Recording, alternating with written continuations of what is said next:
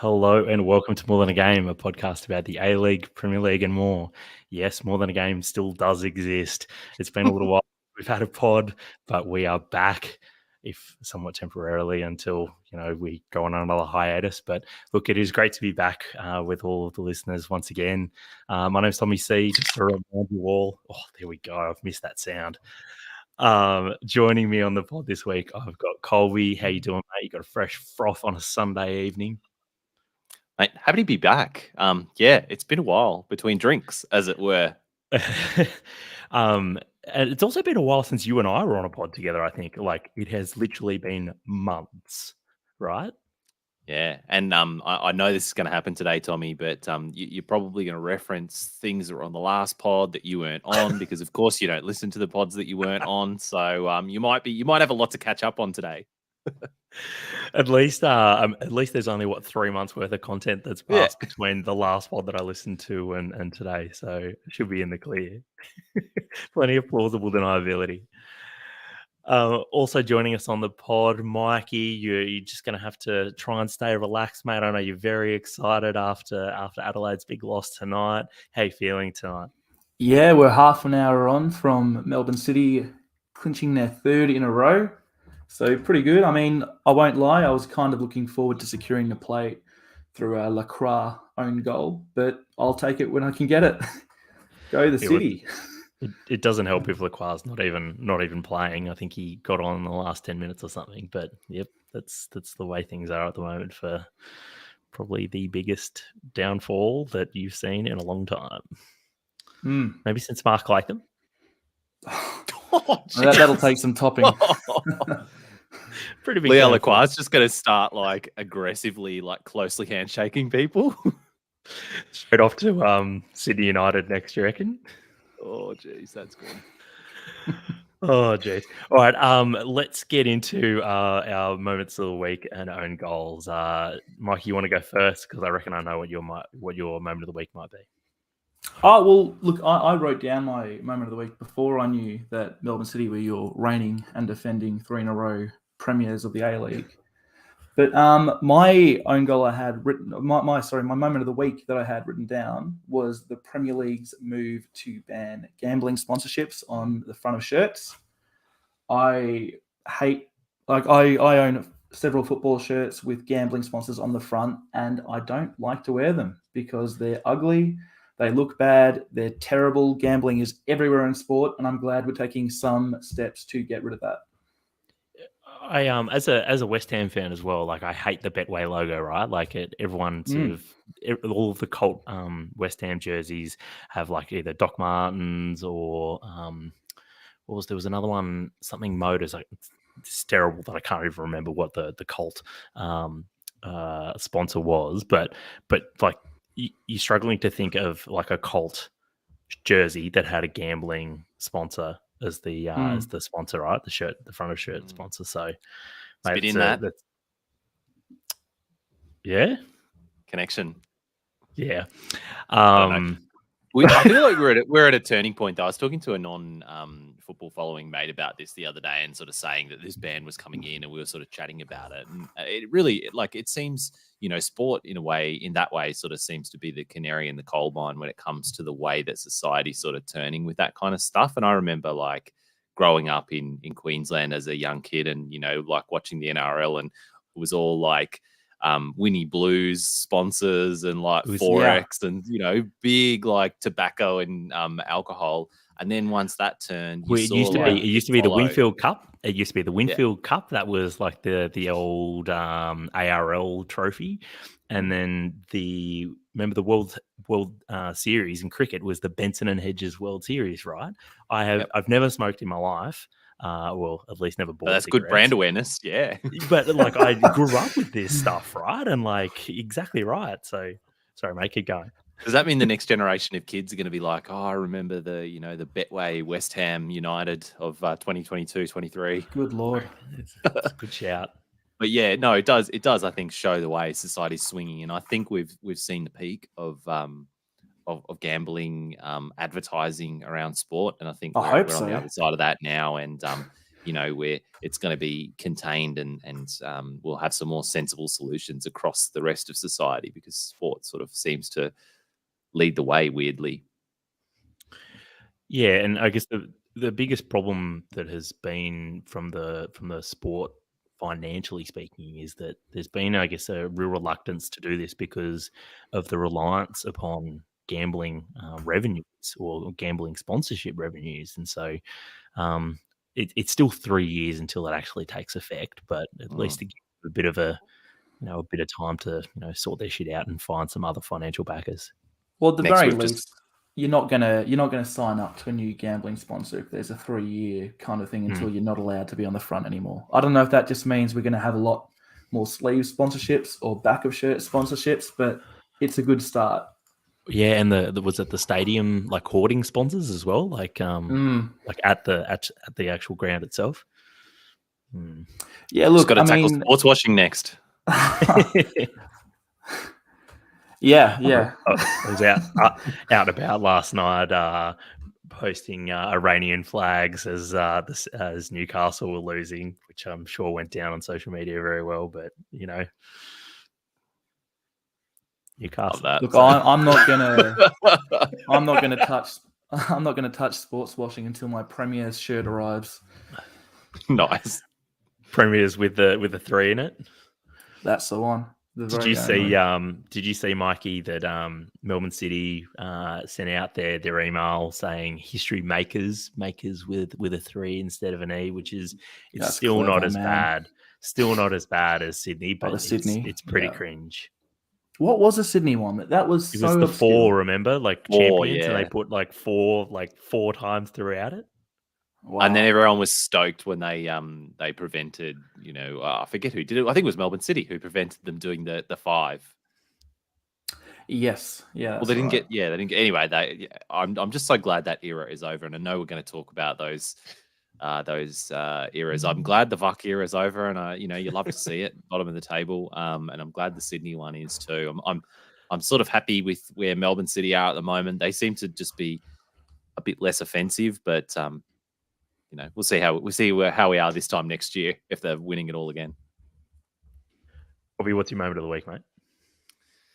It does involve Melbourne City. It's the Central Coast Melbourne City game. I just thought it was a great hit out. Only 1-1, but it was, so even right across the park.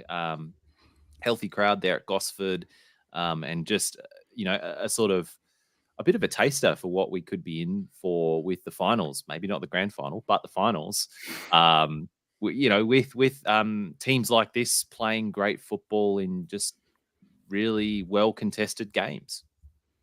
I think Adelaide and Central Coast are probably the 2 clubs that have the most positive vibes around them in general right now. They both getting good crowds.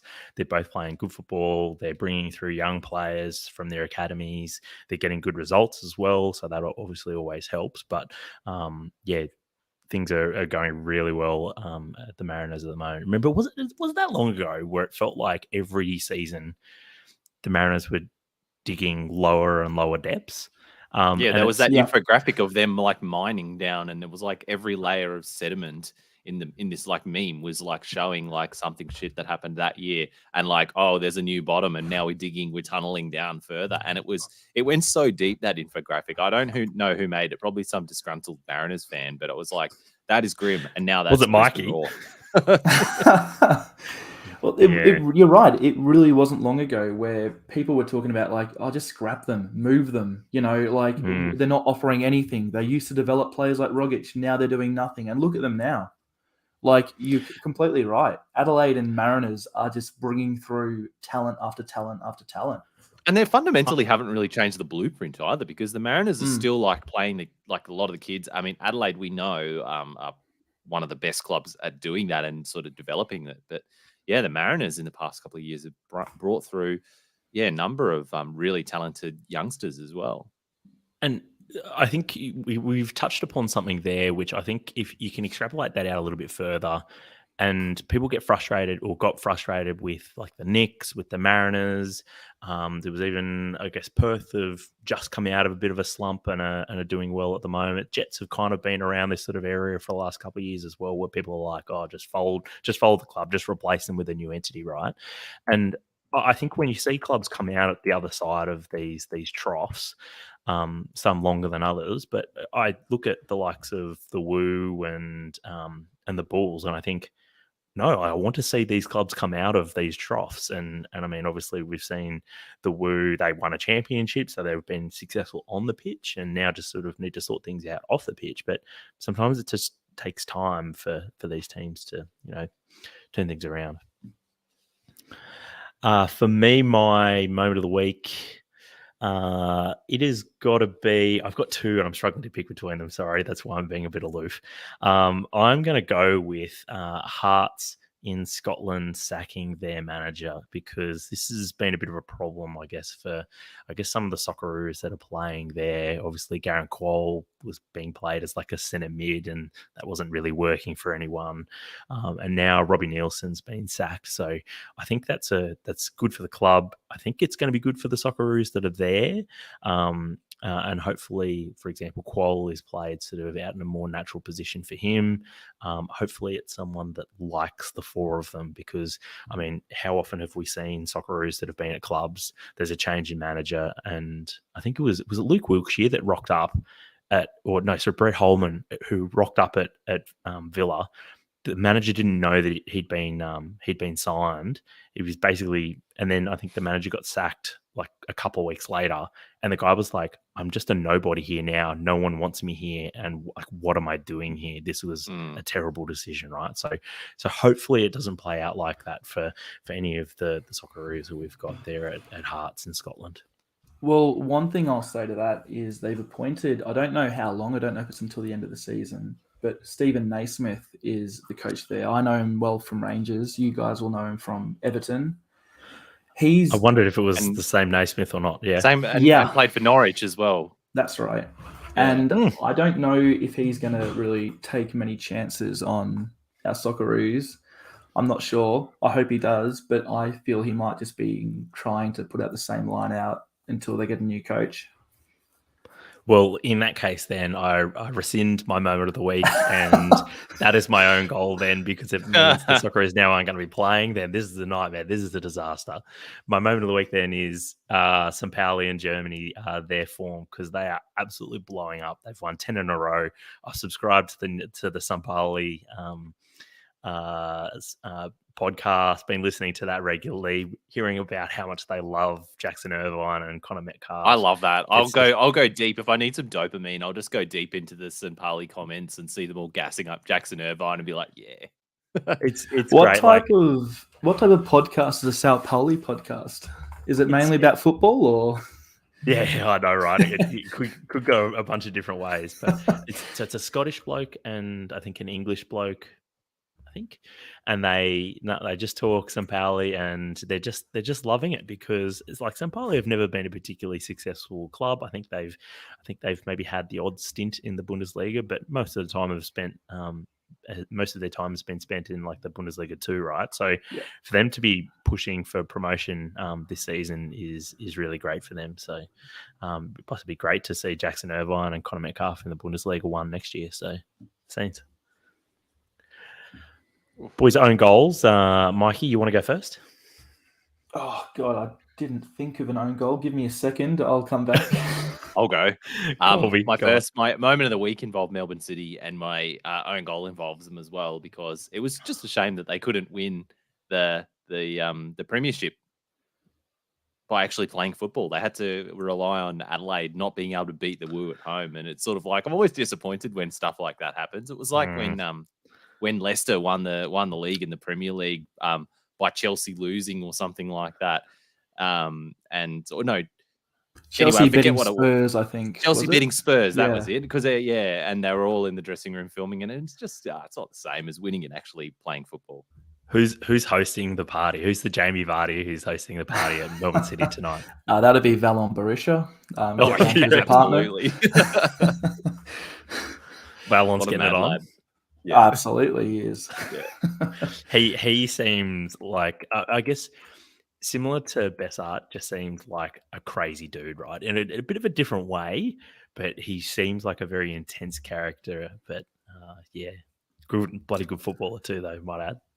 Oh, look, from the moment he joined the club, I think all the content people at the club just decided, yeah, he's our guy now. Like, I know he's only been here 5 days, but he is now our content guy for everything.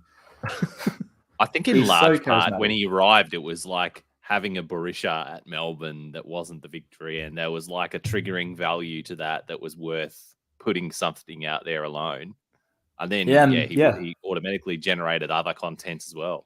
And then signed a Rojas in the dub, doing it all. Yeah. And then Bruno went to victory, and like my head is just ready to explode. Yeah, I think his is as well. Yeah. Mate, you got an own goal for us yet, or? Okay, my own goal will be Wellington not being able to keep hold of Ufuk Talay.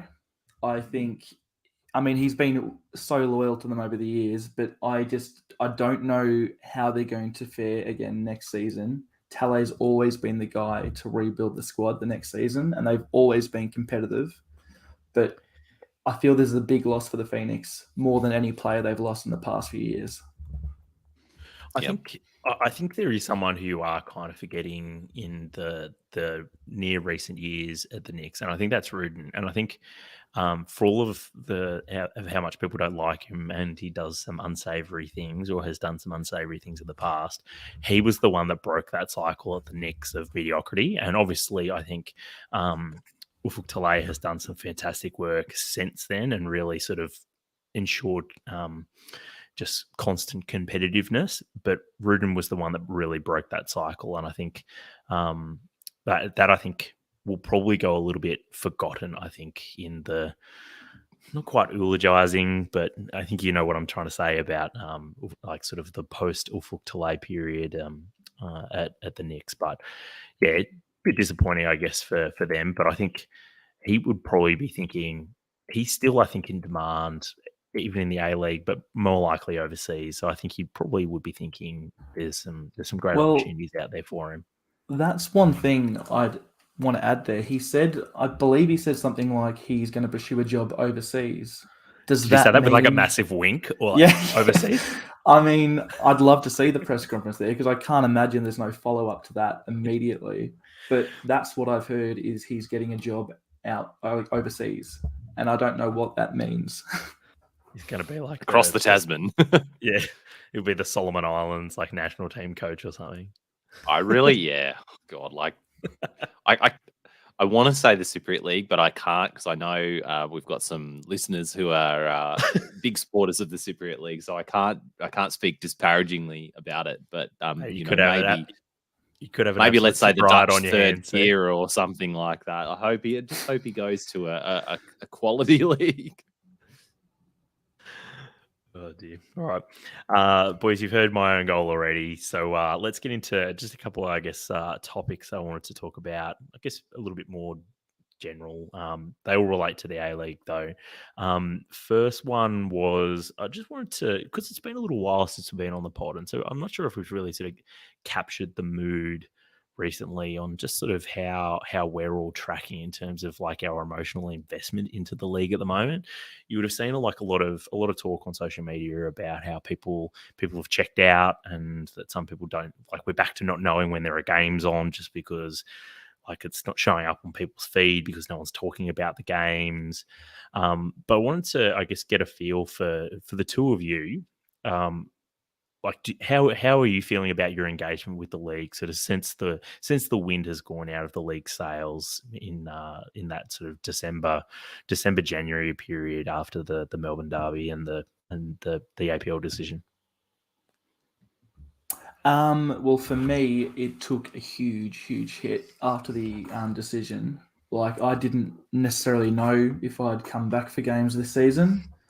I did because I had friends that were going. But even those first few games when I came back, it felt dulled both in the highs and the lows. When we scored a goal, I didn't find myself moving 3 rows. When we, conceded I wasn't as frustrated as I'd be in the past, but it is starting to come back. But I mean, the disconnect and the amount of fans that just haven't been back, the amount of people I used to see week in, week out that are just not there, and I don't expect them to ever be there again, is so high. I reckon our core attendance that would turn up every week, I reckon that's probably halved. That is not what you want when you're trying to build anything. And it's going to take a long, long time for the league to build back anything like what we had. And that wasn't that good to begin with. So here we are. Yeah, you're sort of coming off a low base already, right? Mikey, you're someone that I guess historically has gone like pretty regularly, whereas Colby, like, because I guess like you for a long time you weren't living in the same city as the team you supported, so you probably weren't necessarily going every second week kind of thing. But how do you feel like it's changed, I guess, your engagement with the league? And I know you've got some personal thing which have also driven probably you not being able to watch as many of the games, but I wanted to get a feel for how you feel like you're engaging with the league now. Do you still feel just as engaged, even if you're if it's like sort of through online or through the broadcast? It's taken a huge blow for me as well. And when I was living in Melbourne, so obviously long-time listeners will know that I'm now living back in Brisbane, where I'm from. But when I was living in Melbourne, I was going to every Brisbane game, but I was also going to other games, and I was also probably watching 2 or 3 other games of A-League a weekend as well. And we're obviously podcasting on it, so I was pretty engaged. But now, since moving, and my team are also doing just very poorly, and I think that does sort of play into it as well. When your team is just abysmal and your club is just a train wreck season on season, that like digging graph needs to be done for the Raw, because they're just an absolute shambles. But busy life circumstances as well, and then and football's a pretty social thing for me as well. Like I know Mikey said, the thing that kept you going was mates, and that was the thing that sort of kept me involved, particularly like going to the pub, with Tommie and others, stuff like that. That sort of doesn't happen here now. Basically the only thing that's kept me following this season is A-League's fantasy. That's it. Just to sort of like watch the games that my players are playing in now. Honestly, that if it wasn't for A-League's fantasy, I reckon I would not be able to tell you even like who's playing week to week. And look, that is one reason why, like, especially Jesse was so big on the league rolling out some sort of A-League fantasy, right? Because it keeps you engaged, right? And we'll talk more about A-League fantasy and how Colby and I are doing in that a little bit Let's later. Go! Yeah. But look, yeah, Colby, you make I guess a couple of interesting points. I mean, a lot has been made about how Victory fans are only checking out because their team's garbage this year. But like, I think there is some value to that. But I think at the same time, people can still be pissed off about like the league's decision. Like both can be true at the same time. Even if it is just fun to say that like they've checked out because their team's shit. Why would Denny Townsend do this? Yeah, exactly. I mean, personally, I guess Colby, it's a bit like you, where like in the last 3 months, I've gotten married, started a new job, and moved into state, and sort of trying to maintain any sort of like ability to watch or just keep up with, pun intended, keep up with just the A-League. It's been tough, and then seeing people just slamming the league. People who have been rusted on fans slamming the league, like it takes a bit of a toll. And like the football that you actually watch has been incredible, right? But it's just been a shame, I guess, that there's been this just such a negative vibe around the league this year for reasons that aren't at all to do with on the pitch. But yeah. I cannot, like, I mean, I know we're going to talk about this also, Tommie, but I fucking can't wait for the World Cup this year. Yeah, I just can't wait to really just be feeling good about football again. Just bring it on now. Like, we can just cancel the season. The regular season's over now. Let's just bin it and start the World Cup. It's an interesting point, right? Because like we're not that far off of like the World Cup. Or was it this week? This is maybe a good segue into some World Cup chat, which we weren't planning on doing later, but let's do it now anyway. Like this week marked 100 days until the World Cup. Matilda's had a couple of games this week. The W League, A League women's semis and finals are on at the moment, and so like there's a real buzz around the women's game, particularly at the moment. Boys, this week there was the final ticket sales period was on as well. So I know everyone was jumping online on Tuesday trying to get tickets, probably for the Matilda's Canada game at Amy Park, which is just impossible to get tickets for practically. But boys, look, jumping off point for conversation, have you guys got any tickets? What games are you going to? I'm going to every game in Melbourne. I got in early. Ooh. I got the Amy Park Super Pass whenever the tickets first released. So I got two mates that I'm bringing along to every single game at Melbourne Rectangular Stadium, I think we're called. How good. So, Are you so are they like City fans or members, or are they not really that much into football? Or no, they're both City fans there. I mean, I think the price point for every single game at Melbourne was a bit hard to get, a non-traditional football fan to buy in. But yeah, look, I'm happy that I'm not in a seat by myself for all of those games, as I thought that was a bit of a risk. So I roped in two of my mates, and yeah, like I say, I cannot wait. Look, mate, I'm very jealous of you because you get to see a lot of like when you get that pass, you get to see a lot of matches that you otherwise probably wouldn't have expected to either have gone to or have watched, right? And I say this as someone who got the Melbourne ticket pack for the Asian Cup, and I remember going and watching. I think it was Jordan versus UAE or something like that, or Iran, two Middle Eastern Bahrain. teams. That was one I went to early on. I remember specifically there were two countries from the Middle East that played, and I thought, look, this could be a bit dull, but because it's a competitive tournament, like they're going nuts for it, right? And electric. Like the fans were really behind it, and they were supporting their team, sort of giving it everything. And I remember thinking, wow, like this is incredible, and like this is someone that, like, I mean, was it during the first stages of COVID, like I was the one that was like, yeah, boys, let's watch like the Belarusian Premier League, or let's watch the K League, right? Like, I'm fine with watching like random obscure football, right? But even it's nice then for me to be sort of surprised by obscure football sometimes. Even. Sorry, just on that point, very quickly, that just sums up how bad 2020 was. That we were getting around the Belarusian Premier League, watching the K League and the Bundesliga with nobody there. We had like half a podcast episode on it, Mikey. OGs will remember. Yeah. Not only that, but what was it? It what was your team? Were you slaps, breast? Not. I remember only the watched most agricultural ones were mine. Yeah. The tractors in the background. Yeah, that was unreal. No, I've lost my train of thought. You've got me thinking about the Belarusian Premier League now. But look, it's exciting. The World Cup coming up is very exciting, and it's going to be, I think, just like the recent Men's World Cup as well. I think we're going to be seeing a lot of games that we probably wouldn't have expected to have been exciting and great value. I think we're going to be see plenty of value in the obscure games.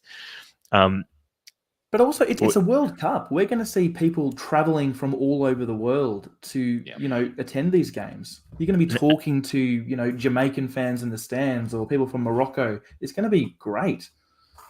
So for listeners who don't know, like I'm living in Adelaide right now, but like my family's back in Melbourne still. And so I know that I'm going to need to be doing some traveling between Adelaide and Melbourne during the World Cup, right? Like even just to see my family, right? Like leaving the football out of it. But I know that like I am going to need to be avoiding or buying tickets well in advance, because like we saw this weekend in Adelaide with the Gather Round that like there was no accommodation here. People were renting out like granny flats and stuff like that who wouldn't normally Airbnb them out. And like, that's what I think a lot of people are going to be caught out by the World Cup. They're going to be thinking, oh, I'll just duck up to Sydney for the weekend and expect it to be $300 from Melbourne, and it'll cost them like $1,000, and they will have no idea why. And there will be no accommodation in like any of these cities for a month. And it's just going to blow people's minds. Like they're just not at all going to see it coming, and it's going to be fantastic. Bit of transport chat there. Yeah, just wedged it in. And shout out to Sal, who's in the comments as well. Back in USA, expecting you to fly over for this, Sal.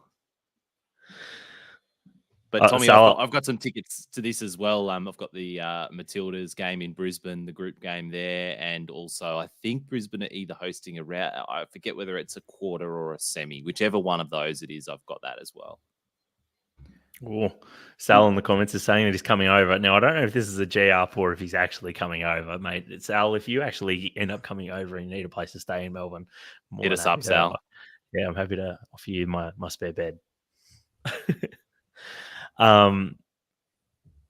Boys, let's we don't normally jump around like this, but we're going to go back to a little bit of A-League chat now.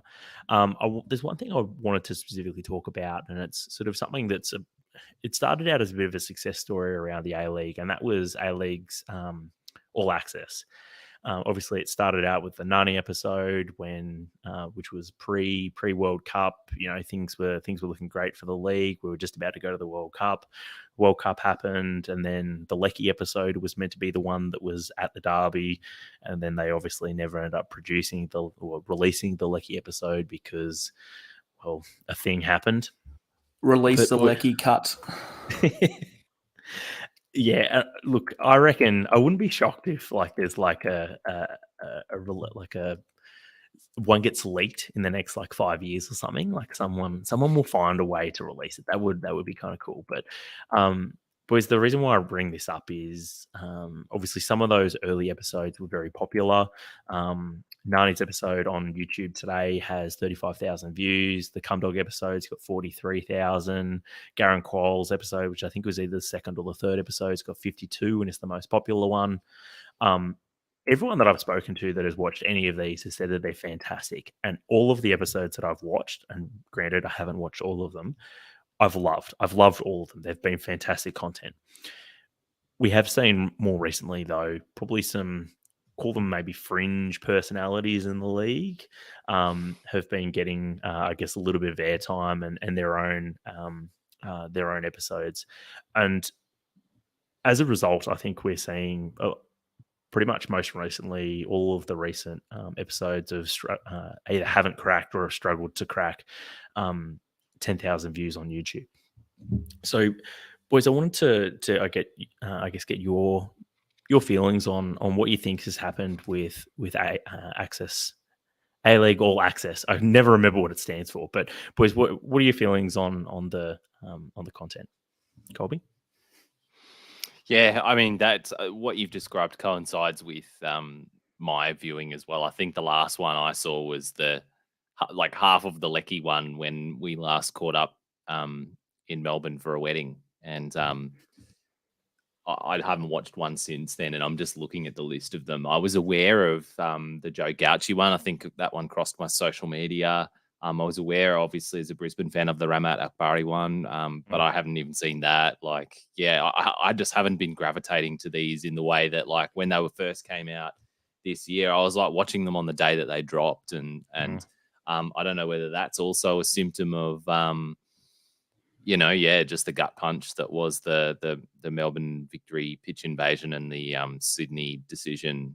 Grand final decision as well. I don't know, but it just so happens that I'm not jumping to them like I was. Yeah, that's definitely the case for me. I feel since the decision, a lot of my A-League listening and viewing has gone away. The Keep Up podcast was straight in the bin. A-League All Access. Since then, I've seen the Lecky episode because Matthew Lecky, and I think I saw half the Cumdog one. It's not even a thing of I'm not going to watch A-League. I didn't care enough to watch them, and that's the reality of it. And I know they're really good it's really good content, and Yep. I really did love the original run of it. But I don't know, just a bit disengaged from it all. Fair enough. I think this might be a little bit of extra impetus for me to go back and sort of go through some of the episodes that I wanted to watch but haven't got around to watching. Like I haven't seen the Goodwin episode. That's good, Tommie. Actually, I'll watch that one. Yeah, I haven't seen that. There's the John Aloisi one, which I haven't seen. Yep. This weekend, or the Ramanak Bari episode, that was one that I did want to watch because, I mean, I just think his story, I think, would be really interesting. I got to admit, though, Alex Rufer is probably not the top of the list of personalities that I want to know more about in the A-League. I'm sure he's got a great story to tell, maybe, and someone can shoot me down in either the comments or maybe just send us some hate mail if this is a shit take. But yeah, I don't know. I just not that interested. It's a good call out. It's a good call out, Mikey, about the podcast as well, because I hadn't thought of that when I saw Tommie's question about All Access, but I was the same. I was listening to the Keep Up podcast like every week as well, and yeah, since that. Especially since the Sydney decision, and they came on, and I think they did that interview, maybe not on the podcast, but like just big time cheerleading it. And I was like, come on, I can't respect this bloody show if you're going to do that. I know, like, that's who pays you, so what were they going to do? But still, like, yeah. And they're actually doing great things, because I didn't unsubscribe from them, so I still have them in my feed. I just haven't really been listening, but I like what they're doing there. They're just like, they've got all these different sort of streams of content now that they're putting out. They've got like the player series and the regular series and, you know, stuff like that. So I like what they're doing, but I'm not clicking them at the moment. I agree. It's nothing about the people involved or the content they create. I like the content they create. I just am not engaging with that content in the same way as I was pre-Sydney decision. And yeah, yes, it's a shame. Yeah. Boys, before we get into the league itself and what's actually been happening on the pitch, I guess there's one other question that I wanted to ask. I guess just about sort of the finals decision, the hosting of the grand final, that decision. There's been some talk this week about people boycotting the grand final, but also extending that boycott to the final series, given that the APL run the final series as a little bit separately financially or commercially, and so some people have been suggesting that the entire final series should be boycotted by the clubs that are in the finals. What do you guys think about that? Well, I think there's some people, include me. I'm definitely one of the people there behind suggesting that people boycott the finals. Obviously, everyone can make their own mind up. But yeah, I mean, as far as I know, the finals are still run the same way, where the league is responsible to host and facilitate every game of the finals. And I know the APL is the clubs, but the fact that it is run by the league and not by the individual clubs means, you know, I'm not going to be certainly attending any of those games in the finals. Fair enough. Yeah, I didn't know that. I didn't know that. Whether there was any difference in terms of how the finals are set up as opposed to the grand final. Boycotting the grand final certainly makes sense to me, given that, you know, as a statement. But yeah, I'm not sure how I feel personally. Actually, I don't think I know enough about how it's all set up to know whether or not that's something that would move the needle. Probably it would. I think the big difference, Colby, just for, I guess, the little bit of extra context, is that for the finals, like I think the APL gets all of the ticket prices, all of the ticket revenue, whereas normally the clubs would get that. That's my understanding of, I guess, basically the biggest difference between sort of a regular season fixture and a finals fixture. Yeah, I don't know if that, like, I think that's probably that's my understanding is the only major difference. Yeah, well, that makes sense to try and hit the APL financially if you're not really like hitting the clubs financially there, and the clubs have still got their slice there, and obviously the players are still getting paid regardless anyway. So I don't know about this argument that people sometimes raise in this situation where they say, "Oh, you're hurting the players," but like, I don't like, they're still getting paid anyway, right? Like, I think, and also. I think it was a few people on Twitter were saying that it's not very fair like the players. What about the players? Just boycott the grand final. Think about the players, but it's still affecting the players if you boycott the grand final too. Like, let's just call the whole thing off at that point. It's a really bad situation, but I think the players will understand why fans won't be there. And as to the grand final in general, I think people won't be boycotting it because they want to boycott it. They're going to boycott it because who can afford to just book a holiday on a whim to Sydney to attend the grand final that they shouldn't be having to pay to attend? Yeah, and Sydney, Sydney or Western Sydney might be in it. Like they're going to be in the finals. Well, Sydney probably are. Western Sydney definitely are. But yeah, it's likely it's going to be bloody Melbourne City Adelaide or Melbourne City Central Coast. So I believe now, like as at time of recording, as it stands, there's going to be a game between Melbourne Victory and Sydney FC in the dub to make the grand final against Western United. So we're going to possibly have a situation where CommBank Stadium is hosting Western United versus Melbourne Victory. Why? Yeah. Look, because I know that they've been handing out free tickets or like handing out codes for free tickets for the dub grand final already, which it's almost like they know that it's going to be a really poor crowd, and so like they're laying all the groundwork so that it's not like sort of a last minute dash to try and get people to go, which is just like I hate it so much that. It's always going to be a last-minute dash. Who's buying the tickets now if you don't know if you're going to be in the final? If you're a Victory dub supporter, you're not buying your tickets yet, even if you are deciding to go. It's a complete shambles, and they're going to really have egg on their face. If we have, say, West United Victory in the dub in the final and, say, City Adelaide in the men's final, they're soon going to realise what a mistake they made. Yeah, and it's a bit of a false, I don't know how deep we should get back into relitigating the original arguments around it all, but I just remember all the sort of stuff about the AFL do it and the NRL do it. Like they were Sydney-based competition and Melbourne-based competitions respectively before this, so it's a bit different, and it's again a bit of a false argument to sort of say that as well. So to try and just force that into the A-League, it's just silly. We're one of the few truly national competitions where you can't say this code belonged to any one city. And they just seem to be doing everything they possibly can to make this a code for New South Wales. And that's just going to end up bad for everyone in the long term. Boys, I think it's probably a little bit time that we start talking move us about on, Tommie.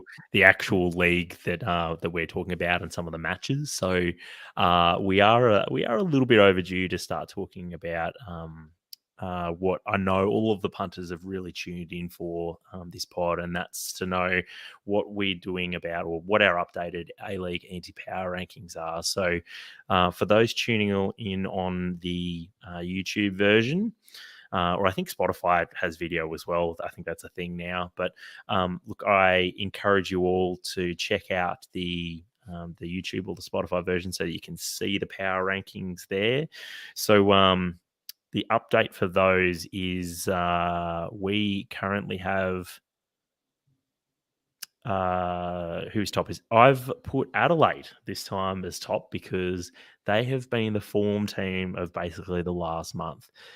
City, in my opinion, have basically been sort of limping towards the finish line, and although I think they were good this week against the Mariners, I don't think they justified top spot just off of a great first half of the campaign, and Adelaide subsequently have stormed up the charts into first place.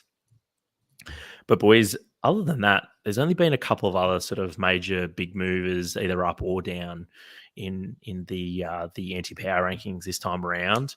One that has dropped or has jumped, actually, I should say, was Perth. They've jumped up a couple of spots, and Perth and Brisbane were the two teams that I thought were going to be absolutely terrible this season. And the fact that Perth are in with a shout to make finals is, this is shocking me as much as probably the listeners, but Ruben Zadkovic has done an incredible job to even just to make that side competitive. And they've had like Adam Taggart, he's rejoined them or joined them mid-season, and so that's helped and provided a little bit of extra quality, I think, and improved sort of the overall talent level in the squad. But still, this was a squad that I thought was garbage and would struggle just generally. So they've jumped up a couple of spots. Yep. City, obviously, they have dropped and probably would be the first time in about 2 years that they wouldn't be top of most people's power rankings, and I think that what we've seen in the last month with City is that they've really just struggled with a lack of depth. Like they don't have another striker at the club other than Max Caputo, who does not seem trusted at all. He obviously came on and scored, I think, against the Bulls a couple of weeks ago. But probably just highlights that maybe playing Jamie McLaren when he has a broken toe isn't a great idea. Yeah, absolutely. I don't know why. I mean, Jamie's always going to be your number one, but you need competition, if for nothing else. When you break your toe, you don't have to play football week in and week out. Like I can't understand how that's happened. Same as Adelaide, right? Like isn't Craig Goodwin playing through his he's got some hip injury or pubis or something. Pubis? Yeah, which I have no idea what that means. But I don't know what it is, but he's got some injury that they're like playing him through as well, and it's sort of like, guys, just rest him. give the man a break. It was very surprising that he actually played tonight. I thought that he would be rested tonight. Either they would think, oh yeah, we can still beat, what are they, a 10th place Western United before this game. So I think they probably would have backed themselves, but seemingly not the case. So a little bit of a surprising decision, but it just shows. Tommie, let's talk about Brisbane Roar, mate. You've got them in 7th. I think that's very flattering, but that's I think we deserve to be a bit lower. I mean, I know you're not taking this week's performances into account, and we did all right, but to get a draw away at Wellington or Auckland or wherever they played in New Zealand, but man, 7th, come on. So I in the pre-show chat, I'd said to Colby, "Oh, look, I think I've made a bit of a mistake with Brisbane." And Colby, I thought you were going to go to town on me and say that Brisbane should have been higher. I know that they're your club and you're probably very frustrated with how things are going, but it's a bit of a dead cat. It's a dead cat bounce at the moment. It's that little bit of a new manager bounce. Some of the boys are unshackled, but things are grim. Don't let a couple of results fool you. This club is just cooked at the moment. And the match on the last match day of the regular season against Melbourne Victory, I think, is going to be a derby for the wooden spoon. Oof. Mate, I actually think I had done Brisbane dirty by putting them in 7th. I think that despite very early on, I said that Brisbane and Perth, their squads were garbage, and I thought that they would both struggle. So I think for Brisbane as well to be competitive at this point, I think speaks to the job that the coaching staff there have done. And so, look, I think 7 is harsh on them because that is not a good squad. It's basically Jay O'Shea and a bunch of guys that probably wouldn't crack any other A-League 11. That should be the team name. Yeah. Put some respect on Scott Neville, Tommie. Oh, he's garbage. I know he's Damo's boy. He's not his boy. He's like his old man. If because he's like 35 or something. Oh, but look. Yeah, Brisbane, I'm shocked. Every time I look at a table, I think, how are Brisbane there? And same with Perth, right? And that's why I think I've probably done Brisbane a little bit dirty by putting him in 7th. But, it's funny. Like, I'm the one advocating for Brisbane, and you're saying, no, put them lower. Just beat them. Flog them while they're down. Boys, anything else there that you wanted to talk about specifically? I mean, honestly, there's a bunch of clubs that you could put anywhere, right? From about 7th through to about 11th. Like, just take a lucky dip for where you want to put them on that table because they have all been hugely inconsistent. And I don't think you're just comparing against expectations, but would love to know if you think of any of them are wildly wrong or... Yeah, I mean, as much as I like to see the Victory struggling. I'm so surprised at this season, and I know the Brimmer injury is huge, and letting the Nani Daggers holiday. go. Nani holiday / injury, that's big, and Nani Daggers Sturridge. going halfway through the season, letting him go off and stuff like that. So there are a number of factors there, and obviously the riots and the fan situation really hurt them. But they were not doing great before that either. So, and I just thought when Popper came in and he's got Economides and Brimmer, like the season he had last year, and the squad that they have, you talk about Brisbane's squad going, they're rubbish. How the hell are they doing that well? Like Victory, they've got to. I mean, at the start of the season, if you look at that squad, it's pretty good. I thought it would be challenging for top 3 finish. Yep. Yeah, look, I'm worried for the check the tapes. I mean, MacArthur and Victory would have been in a lot of people's top 4s there. And look at the table now, my lord. Yeah, that check the tapes is going to be a lot of fun in a couple of months.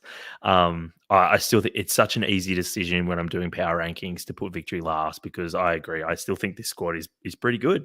Like you're seeing Bruno Fornaroli's form is starting to turn around, as like he's starting to build a bit of chemistry with his teammates, and I don't think he's particularly well suited to how Popper wants to play. He's just not particularly athletic, right? The same way that like D'Agostino is, or some of the other successful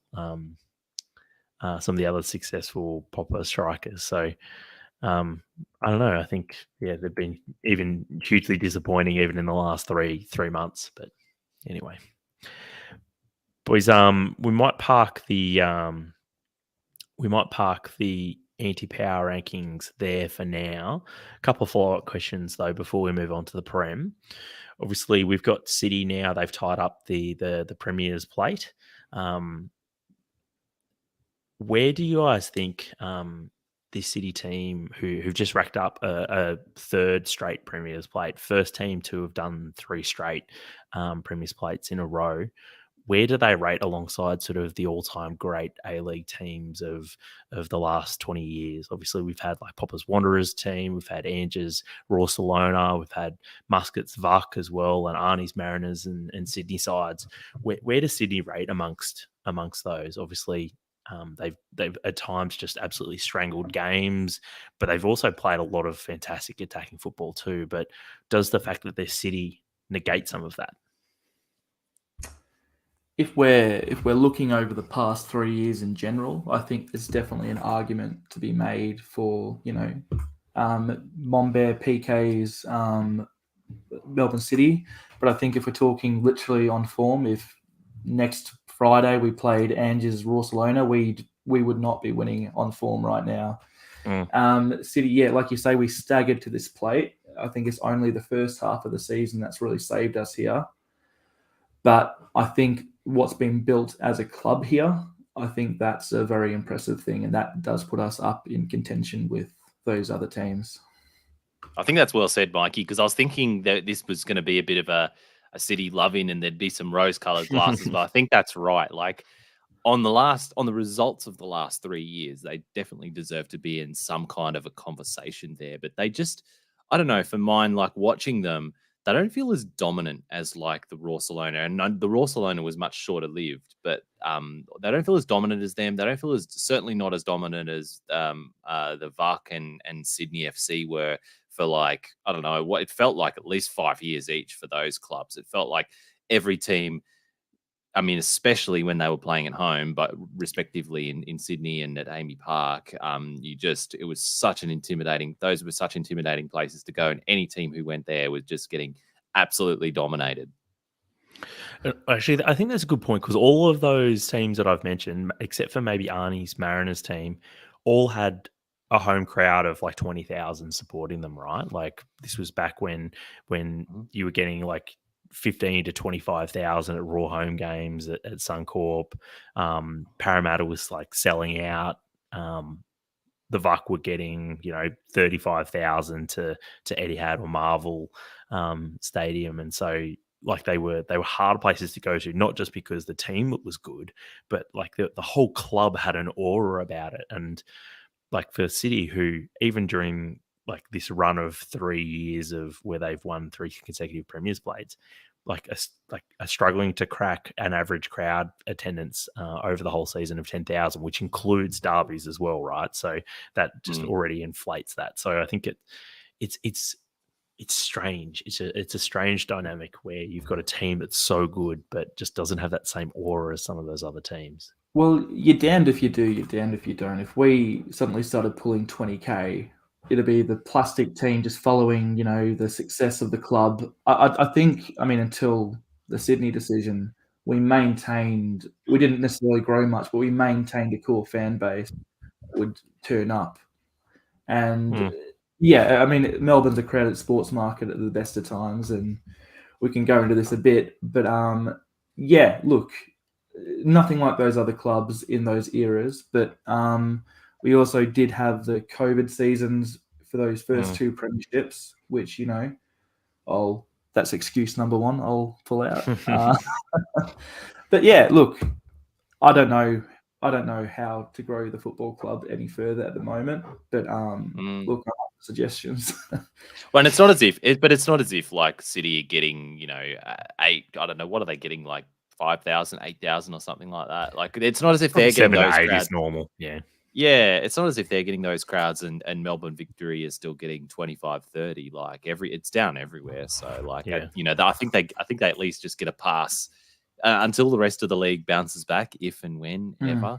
I think City just continue to get a pass, and anyone throwing sort of stones at City's crowds, has got to take a bit of a look at themselves, because no one's like doing very well in that regard. It's the rising tides type of thing. It's when City gets made fun of for having really low crowds, everyone's down. We're the same comparatively down as everybody else. But it's an easy target to make fun of when the whole league is suffering. Boys, we've got I think there's only 3 more weeks of regular season, or maybe even only 2 weeks left. But there is still quite a few teams that could make finals. I think Western Sydney have probably got 4th place wrapped up. Or Central Coast and Western Sydney are on equal points there. But then you've got Wellington on 32 in 5th currently. And then pretty much all the way down to, look, I'm going to draw a line maybe underneath Brisbane Roar on 27, MacArthur are on 26, and the Vuck are on 25. But let's draw a line underneath under Brisbane. They're on 27. So there's pretty much, 5 teams there that could still make the finals for those 2 final spots. Wellington, Sydney, the Jets, the Woo, Perth, and Brisbane. Who are you guys picking is going to be claiming those 2 final spots? I'd probably call it 1-5. I don't know. On the back of Sydney's performance today, I reckon that their form, like the last 2 games, I don't know. I think they're probably, this could go wrong, but I think Sydney are probably a lock for finals. But yeah, Wellington, they've been looking bad. But 2 games left. They're on 32 points. If they lost their next 2, so they've got Western Sydney away and MacArthur away. Western Sydney, tough one, obviously. MacArthur, they might be able to get something there. But say Wellington lose the next 2 games, it means that Newcastle and the Woo would have to win 1 and draw 1. So they can't lose a game just to get in, and they're the next closest. So Newey have got Central Coast away, difficult. Sydney away, very difficult. Woo have got Melbourne City at home. I mean, hard, and Perth away. So, and you're saying for those guys to even beat Wellington, if Wellington lose both games, they've got to get a win and a result. So, yeah, I actually don't see Wellington even dropping out after I've said that. I see it as remaining unchanged. Yeah, I rather boringly had the same thing. I just, like you said, some of those runs home are just a bit too hard for some of the peripheral teams there. So I still had Phoenix and Sydney, but maybe switched around. I don't know. But those are my 2 locks for the finals. Fair enough. I think I I think I agree with both of you that Sydney, I think, are looking pretty good. Obviously, they've been hugely inconsistent this season, but they at least have gone unbeaten in their last three. They've only won one of those games, mind you, but at least they haven't been losing. Which, like, so far this season, they've been turning draws into losses and wins into draws, right? But I think pretty much almost if they just get one more point, they're probably pretty good chance to squeak through, right?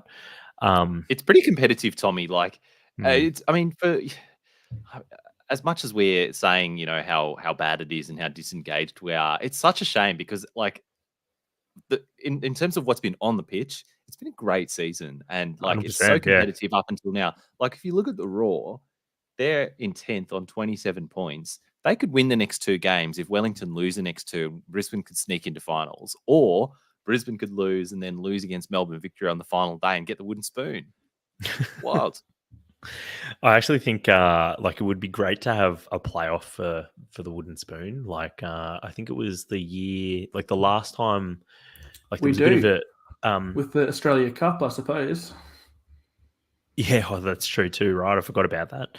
But remember, I think it was 2 seasons ago when City played the Jets, I think, on the last day, and they'd already won the plate like 3 weeks before. But if Newcastle won, and I That's think right. Victory didn't The Buck win, got the spoon. That was the best. exactly. It Which was yeah, a draw in the derby in the second last round, and that That's was our right. chance to give them the spoon. And then it was like, okay, now if we lose to Newcastle, they'll get the spoon, but we're not going to lose to Newcastle. Yeah. Gonna only lose to Like, they Newcastle. pretty much played the that. kids. It was just fantastic. And like, I'll do it again. Victory, yeah, and Victory had already played their grand final in the derby, right? So like, they were, I think, emotionally were spent, and we're just happy not to be Coming off 6-0 and 7-0. yeah, exactly. That was a win for them, right? In that game. But look, all right, boys. On the topic of the wooden spoon, who's your candidate? Who's getting it? The Vuck? Yep. Colby? It's this is really difficult too, Tommie, because it really depends on the running. There's like 2 wooden spoon derbies here because Mac Bulls are a shot as well, and they've got Vuck next week, so that could be a wooden spoon derby there. Like if the Vuck beat the McBulls next game, and then McBulls lose at Wellington at home, they could get it. So yeah, and Brisbane could equally get it. So if I had to say one though, I'd probably say MacArthur. I reckon they might end up getting the spoon. It's interesting, like just looking at the goal difference alone, and like the Jets, for example, have the 3rd worst goal difference, but MacArthur's goal difference is by 3 goals. Theirs is the worst against the Woo, who have the 2nd worst. But just like MacArthur just look like they're gonna just ship goals just constantly in every game, and you think, God, how many are they going to concede this time? Alrighty, boys, but let's move on to the Prem. We've already ticked over an hour, so we're going to have to hammer through this a little bit. Classic M-tag. Yeah, I know, right? So, look, I'm going to bring up the first half of the Premier League anti-power rankings, fellas. So, a couple of big movers this time around, topical after their win last night. But Aston Villa, they are pretty much the form team if you discount Arsenal and City. I think I don't have the exact stat in front of me, but I know that they have, I think, only lost like something like 2 games or something in all competitions since Emery's taken over. Just like it's a bit like when Howe took over at Newcastle, where everyone was rolling out the stat that if like the season had have started when Howe joined, they would be in like 3rd place or something. And obviously they kept on that form this year, Newcastle. But Aston Villa, they have been absolutely flying under Unai Emery. And I think everyone was questioning whether or not they did the right thing by sacking Gerrard. But I think Emery has really demonstrated how good this Villa side could be. And I think now, if anything, I think he's overachieved. He's gone too far. He's overachieving now with them. Whereas I think before it was like everyone was going, oh, yeah, like this is just as good as they can be, right? But now I think he's just done such an incredible job. And that's why Aston Villa have absolutely shot up the rankings. And I've put them in 4th place this time behind a couple of those teams that I've already mentioned. One team that has dropped a couple of spots, though, is Fulham. They, I don't think can, or mathematically can probably still qualify for Europe, but just, I mean, the wheels have fallen off a little bit. Obviously, a good win last night against Everton, but we had Mitrovic get the red card in I think it was the FA Cup. Against Man United for pushing the referee, where he's copped an 8-match suspension, which pretty much wipes him out for the rest of the season. And even before then, they were kind of just sort of putting along right and not doing particularly well. So that's why Fulham have dropped down a couple of spots for me. And that's really the top half. I've got 3 more teams that I wanted to mention specifically. But anyone else, boys, you think there that I've either done dirty or you think deserve a bit of praise? Well, I think you're pretty spot on with Aston Villa there. I think who knows if they brought in Emery earlier in the season where they could possibly be now. I think it's something like 26 points from 14 games since he's come in. The thing I saw from the Athletic earlier. Nice. But yeah, I mean, seriously, it's almost night and day from the end of Gerrard's tenure. There's an actual buzz and excitement around the football club again, and who knows if they can scrape something from the season. The Villa fans at the casino here in Adelaide last night were up and about, and they were having just the time of their lives. They were they just couldn't believe the season that they were having, especially after how it had started.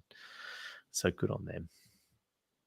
But for those listening at home, so Aston Villa had them up in 4th, and Fulham, they were in 6th position, but I've dropped them down into 10th now. So obviously a big drop off for Fulham there. But if we cut to part B, the second half of the table, got a couple of big drops there. So the big actually we'll start with the positives first. So the big winners in the bottom half of the table are Wolves, who I think we had just done a pod around the time when Lopetegui, or it might have been the last pod I was on, was just after Lopetegui got appointed, and so I remember saying at the time, oh, geez, he's got a bit of a job on his hand, but I reckon Lopetegui might be able to turn things around with this Wolves squad. And he has done very well, I think, and sort of a little bit like what Emery's done, i.e. he's made them sort of into a competitive team again.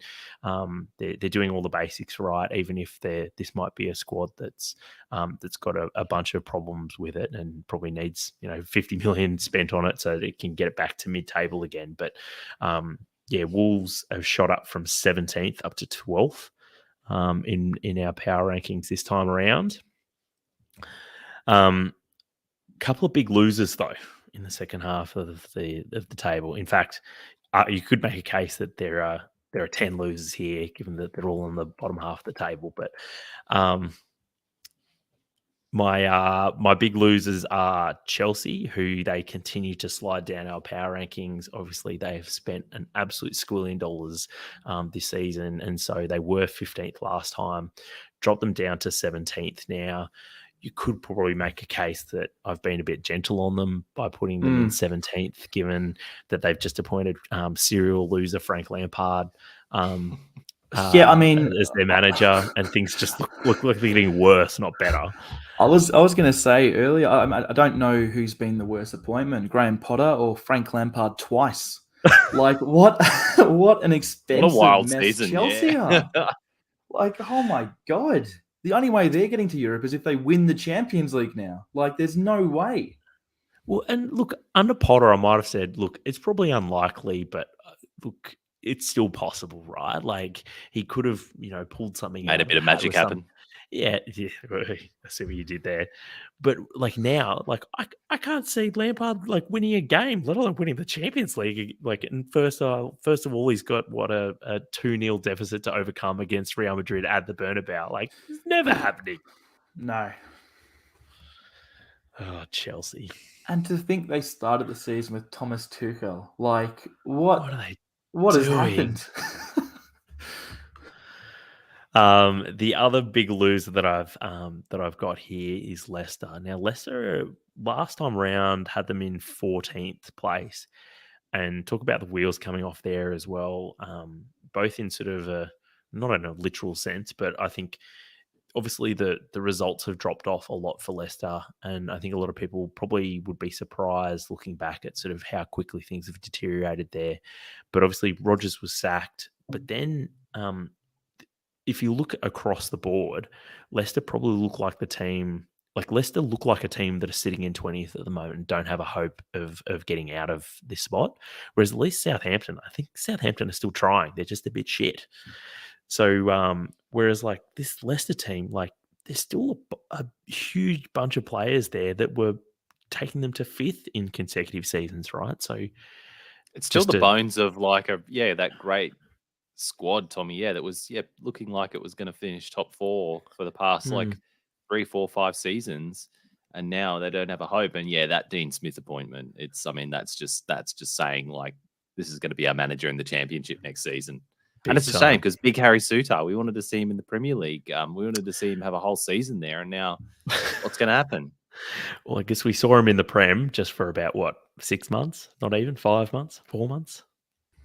You got your jersey in those 6 months. So it's got the Premier League thing on the patch. Look, boys, there's no one else really. I could probably go through each club, and I mean a bit like the A League and that sort of 10th through 5th in the A League. There's a real there's a group of 8 clubs here from pretty much Wolves in in 13th down to about 19th or 18th that could get relegated, and that does seem to be sort of sorting itself out now with I think you could probably make a stronger case that it's probably everyone from about 14th, which is Bournemouth, down to 18th or 19th is still very much in the relegation conversation, which is five teams, discounting Wolves and Palace. But it's still a lot of football to be played, and I think there's none of those teams you would think, they're definitely staying up, because even West Ham, people have been saying all season they're too good to get relegated, but everyone keeps picking up points. And I mean, more recently we've probably seen Leicester have started to drop off. Their last point was 5 matches ago where they picked up a draw. Southampton picked up a draw 4 matches ago. Forest at least have been okay at home, but they've also been struggling to pick up points recently, whereas everyone else, those 5 teams above them, are all picking up points regularly and taking points off of each other. So anyone else that they specifically wanted to mention or discuss before we move on, though?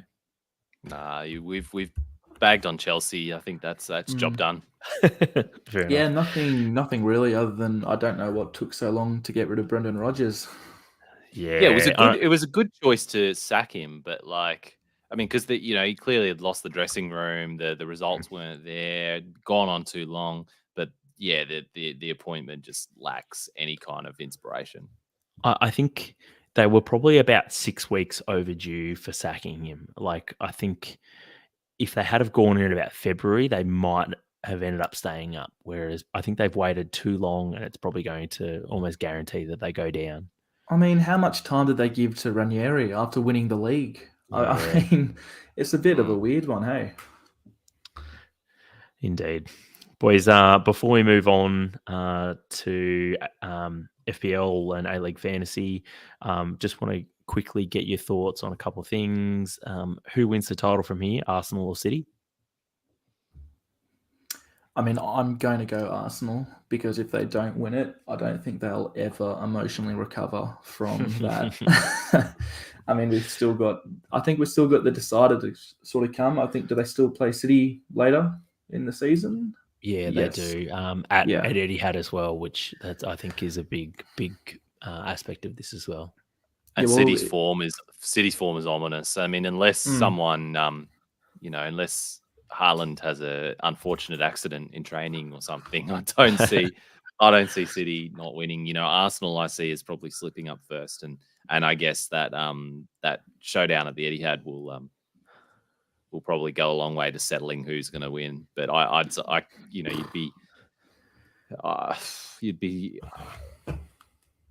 it would be tough to bet against City at this point. You think like double agent Julian Alvarez could just like 2 foot Haaland in training or something like that, so he gets a bit more game time and it just undoes everything. God, boys, who gets top 4?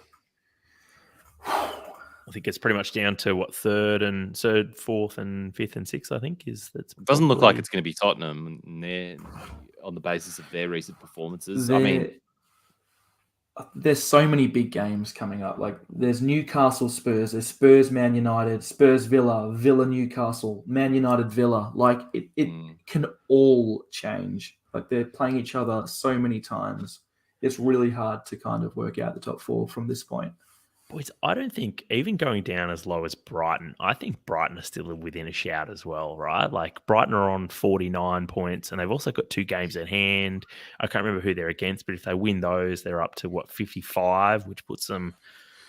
Oh no, they've played the same number of games as Man United. But does Graham Potter get any credit for that? Having a successful season? Oh yikes! Boy, so yeah, who do you think is going to finish 3rd and 4th? I'm going to go Man United. Yep, there you go. Fair enough. It would be fantastic, and I feel like it would be justice for Leicester if Aston Villa like snuck in with a late run of good form and managed to sneak into the top 4. That would just be amazing. Boys, who do you think is getting relegated? Okay. Does everyone think Southampton are finished? Definitely. Or do they think that they... Yeah, I think they're done. Okay. Does everyone think Leicester are finished? Leicester are finished. I mean, on form, yes, but I keep looking at, like, because Southampton, that squad's been getting picked apart for a decade. Yeah. They're circling that drain. Yeah, but Leicester, they've still got a good squad. I can't believe they're done yet. In fact, I'm actually going to say like 3 mainstays of the Prem are going down. I'm including Everton with those 2. Ooh. Yeah. Yeah, that's I think huge. It could be. I agree with Mikey again. I think it's going to be Forest. Oh no, I don't. Yeah, I think Leicester are going to survive, and it's going to be Forest, Everton, and Southampton. Oh, huge! I think a lot of people feel like Leicester should stay up, right? For reasons you just said. It wouldn't shock me if they do go down, just because it feels like Forest can be terrible for like 10 matches and then they can pick up three wins in 5 games or something like that. And it feels like Forest could be about to go on a run of like 3 wins in 5 games, right? And it will save their season. They'll finish 12th or something absurd like that, right? So, yeah. Jamie Vardy scoring 40 goals in the championship. Let's go. Yeah, it'll definitely make for an interesting championship next season. Yeah. I'll tell you that much. Like, boys, some of these names. Whew. Boys, at the casino last night, I just kept saying how much fun Everton and Everton fans are going to have just playing like Rotherham in the championship next season. How long's Tielemans got left on his contract? Because he's staying to the end of his contract, but he was already grumpy about being made to stay, right? Like, imagine making him play in the championship. Nah, he's finished. He's got 2 months left of his contract, 6 weeks. So, and how many players will have a weird clause where they're allowed to go and find a new pasture? I don't know. But I don't know how many, because like I didn't think they were ever really threatened of going down. It's sort of like I understand those clauses go in if you're signing for a Bournemouth or a Fulham, where everyone thought they were going to go straight back down. But Yeah, and then the squad gets picked apart. Like Madison won't stay there. Like there's a few others that. Well, that's a good point actually. If you look at the squad, you're like, I'm saying how good the squad is, but like, who in that squad would be like you'd go, oh gee, they wouldn't stay in the championship. It's like kind of Madison, and then I mean Tielemans, I would say yes, but he's gone anyway. Like who else is too good to be in the championship in that squad? Do you reckon Daka? I couldn't imagine Daka hanging around. I reckon someone would come in for him. Who else? Harvey Barnes definitely is leaving. Yeah. Harry Suter, obviously, too good to be in the championship. Please. I could see Harry Suter going to like Villa or something, right? Or he ends up going to West Ham, right? Like because that was. But yeah, I don't see anyone else really. Well, I think there's a bunch of guys that, like you said, probably don't have like relegation release clauses or like wage reduction clauses as well. Just because, like, I don't think they were planning for this, but I don't know. All right, boys. Yeah, sorry. Colby, did you say who you think's going down? Yeah, Forest, Everton, and Southampton. Yeah, okay. I think Leicester are going down, but I think. I don't know if it's I think they will or just I hope that they will. I think Everton's going to get the last spot. Yep. Alrighty. That almost wraps things up for this ep. But I do want to talk a little bit of FPL because we're overdue for 2 prize giveaways. So I was catching up on a little bit of admin today, sending out a couple of messages to people that I hadn't caught up with from like December or January. So apologies, I've been a little bit slow in getting in touch with some of the listeners, but we do have prizes to give away for February. So our February monthly winner was Damiano Lenigro's team. He's a West Ham fan, so his team's called So Checkmate. He took the prize by just 2 points, proving how close the month of February was. And for March, our monthly winner was Mace Caruana. His team, Blink 1 Etu, was the winner there that month. Love that. So I know Mace is an Everton fan, so sorry, mate, for thinking that Everton's going to go down. But at least at least you won a prize in MTAG FPL. So there's always that. We still got April and May monthly prizes to give away over the next couple of weeks / months. So that's exciting. And look, there's one final shout out that I do want, or 2 final shout outs, I should say. First one, so Jake Marsden, he's leading overall, and obviously we do have a couple of major prizes to give away at the end of the season for who wins overall in MTAG FPL, and Jake's obviously in pole position, but he does lead. He leads Woodsy, who's in second place, by just 8 points, so it's still very, very close there, and I wouldn't be surprised even if someone outside of those 2 ends up taking out the overall prize. Friend of the pod, Woodsy, well done. He only started playing FPL like 3, 4, 5 years ago max, and he doesn't even watch it. He doesn't watch. He doesn't watch the Premier League. Like this is all just like stats and like form and that kind of thing, right? Which I hate. I hate it when who said stats don't tell the whole story. Oh, Moneyball. Speaking of stats, now this is someone who I know that has been deep down the stats rabbit hole over the last few years, and that is a friend of the pod, Shabab. Shabab is absolutely destroying FPL this year. Had a little bit of a break, I think, from football in general over the last couple of years, but he never seemed to have gone too far away from FPL. Shabab's not in the the MTAG league, but Shabab is absolutely blowing up. He's in the top 1,000 worldwide. Now, keep in mind, this is a game that has, I think, 9,000 participants in it. So for him to be in the top 1,000 is incredible. You mean 9 million? What did I say? 9,000.